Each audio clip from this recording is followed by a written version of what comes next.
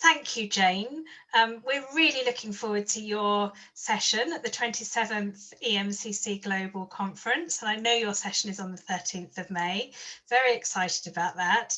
But we're here today to find out a little bit more about you, Jane. So my first question is, tell us a little bit about yourself. Right. Well, thank you very much for asking me, Wendy. And yeah, well, I suppose being an Australian, I suppose that's the first thing I should come up with. I'm an Australian. I have lived in Wales for many years. I live in a Welsh-speaking part of Wales, which is fascinating. I married a naval officer and immediately inherited 3 children whom I brought up. And then we had 2 of our own, and they're now scattered to the 4 corners, all grown up, scattered to the 4 corners of the globe. So there's been a bit of a Lewes diaspora. Um, I'm very fortunate to live where I live for lots of reasons. One is we live in the country. Our nearest neighbours are sheep. The scenery is lovely. And most importantly, at the moment, it's enabled me to ensure the safety of my husband, who's considerably older than me. And so far, we've got through COVID without incident. And we've now had the added value of both having had our first vaccination, which is great. But that has been, obviously that's been my main priority in this period. And I also enjoy walking. So there are lots and lots of gorgeous places to walk. But my favorite sport, Wendy, is being in the surf and most importantly, boogie boarding.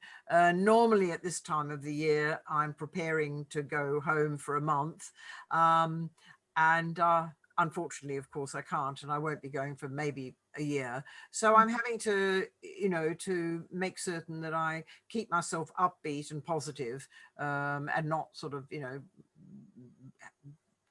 not get miserable. There's no point. We've just got to get through it. Yeah. And I'm also blessed because I have a special group of friends whom I met and with whom I've worked over the years with my association with the guide movement. And we're very different characters, my friends in the North and I, but we're all linked by the same sort of indefinable things like our shared values, our shared experiences, of course, and our shared attitude to fun, which is high up on our agenda.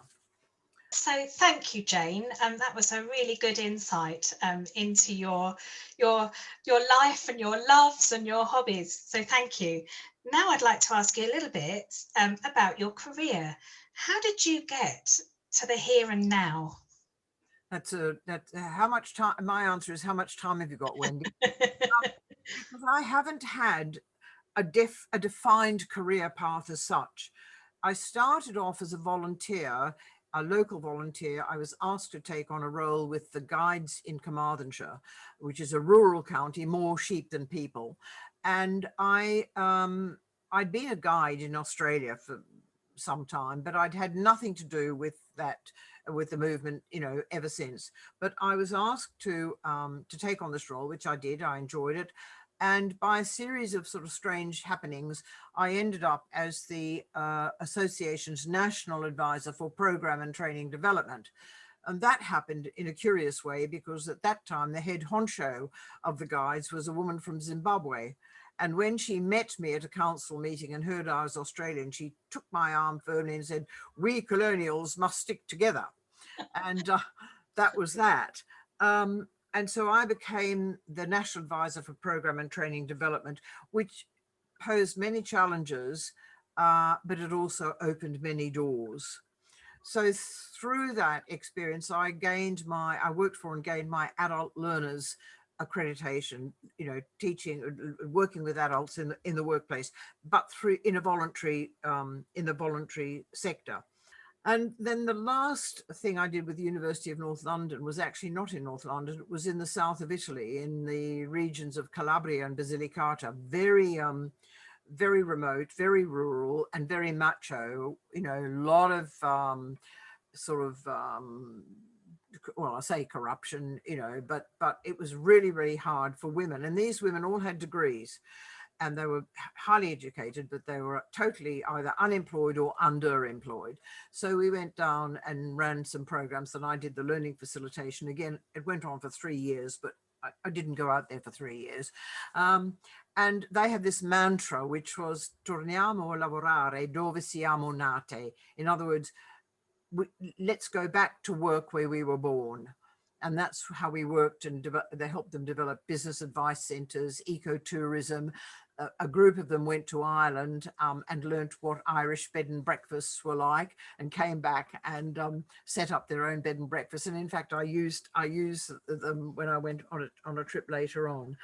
That was again funded by the European Union, New Opportunities for Women again.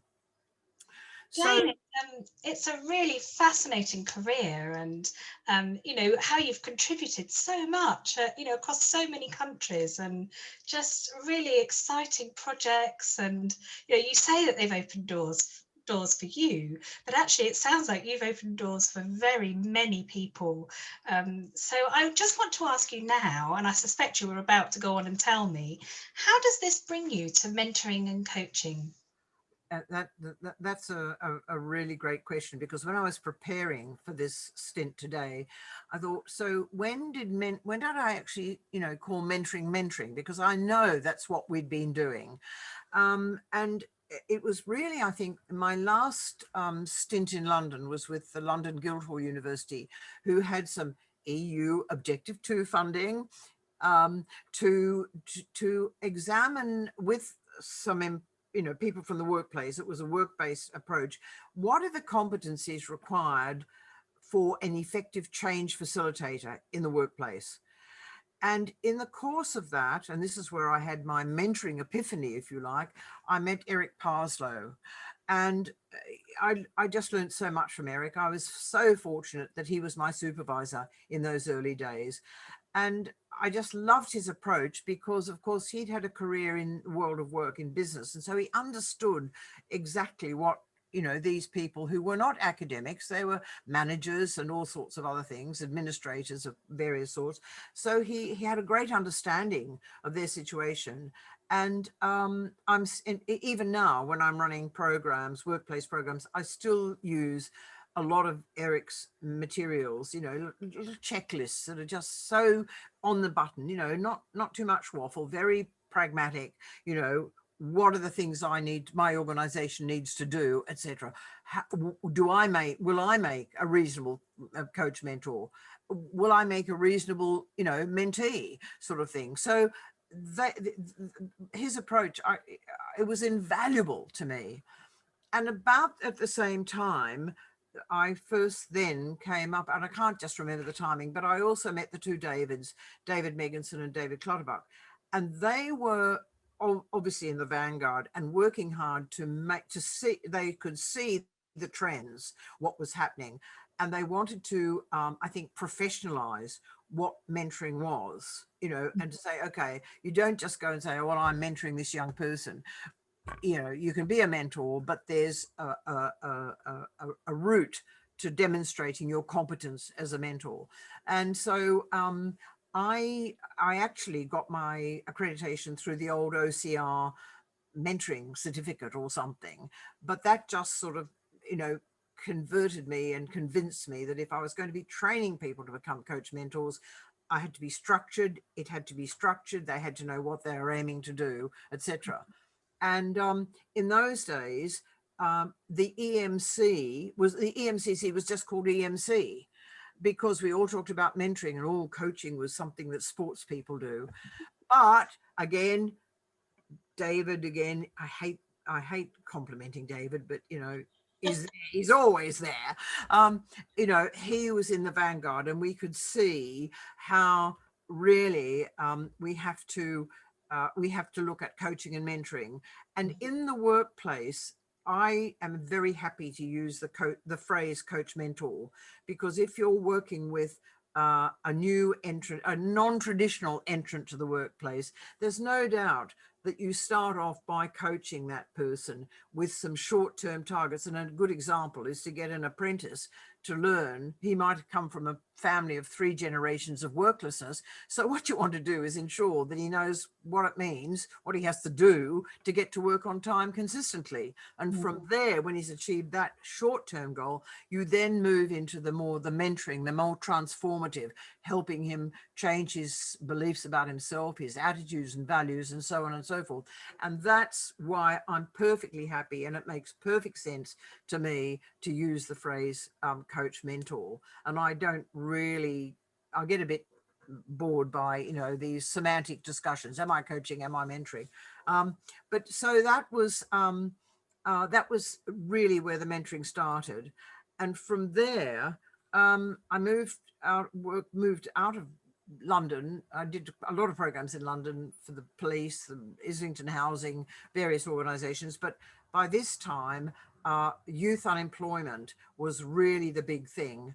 And Birmingham City Council and the Advantage West Midlands Development Agency decided to tackle this. And they decided to tackle it by supporting, taking away pre-employment support to these kids who were just going around the revolving door and kept coming back to go back on benefits because they, you know, they'd go to a job and they wouldn't stick it at all. So they decided to do the coach mentoring support in-house, in the workplace. So the kids were sent to, let's say, Aston Villa Football Club, and they were put on a vocational training. In that case, it was food hygiene and preparation and customer services or something. And they were assigned coach mentors whom we trained. We trained those coach mentors and got them qualified, got them accredited.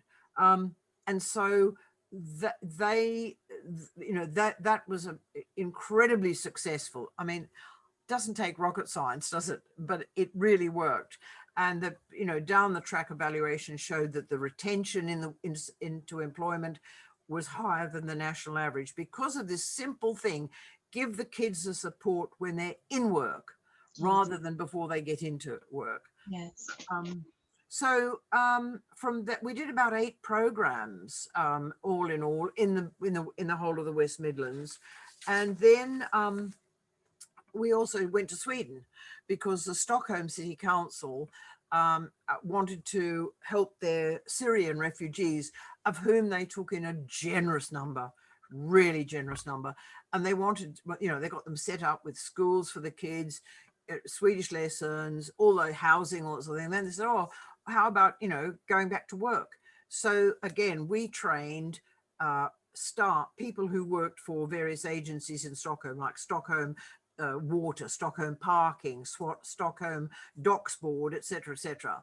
And the Syrians were placed in those organizations, but we trained the employees, the coach mentor, the Swedish personnel to be coach mentors. And that program was so successful that they still run it. They run it, you know, it's ongoing. That's so great, Jane. So so that's really that was my kind of organizational career. But of course, in the intervening years, and I'm now much closer to the finishing line than the starting blocks of this so-called career, I'm doing much more one-to-one coach mentoring and enjoying another of the pluses from lockdown is that I've been able to participate in some, you know, good solid CPD for myself. I did David and Peter Hawkins' program on the global team coaching because I work a lot with teams, and I thought, I'm actually doing team coaching, but I didn't, it's like I was doing mentoring before, but didn't call it that. But it's good to know that you've now got the label, you've got the bit of paper that's, you know, and I just learned so much from that program. And I think in a way that's my kind of thing that I'd say, if you ask me what do I feel about things now, I'd say it's really curious, but I could honestly put my hand on my heart and say I have as much enthusiasm, as much passion and belief in the effectiveness of genuine coach mentoring to change people's lives than I did when I first started. And that's a huge blessing. I think that passion really comes through, Jane, and thank you so much for giving us such a great overview of not only your career and the way in which you've helped so many people, but also your growth along the way, and sharing your passion with us. So thank you, Jane, and we really look forward to your session. Thanks, Thank Jane. you. Hope to see you there. Thank you. So Sarah, it's been wonderful. Thanks, Sarah. Thank you. I hope the rest go